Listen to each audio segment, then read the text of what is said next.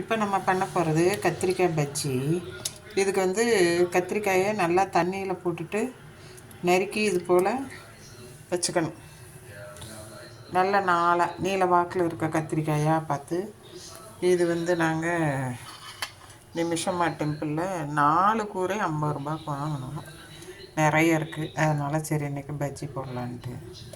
அது வந்து சுடு தண்ணியில் போட்டு மஞ்சத்தூள் போட்டு ஒரு 2 மினிட்ஸ் வேக விட்டுட்டு, அதுக்கப்புறம் இது போல் பேஸ்ட்டு போல் கடல மாவு, கோதுமை மாவு, இன்றைக்கி நான் சேர்த்துருக்கிறது அரிசி மாவு சேர்த்துல, மல்டிபர்பஸ் ஆட்டா ஆசீர்வாத் அது சேர்த்துருக்கேன் கோதுமை மாவு.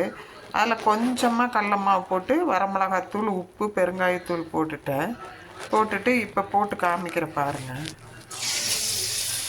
இது போல் போட்டு எடுக்க வேண்டியது தான்.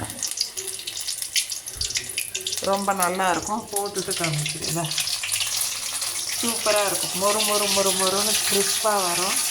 தொட்டுக்கிறதுக்கு சட்னியோ இல்லை சாஸோ வச்சுட்டு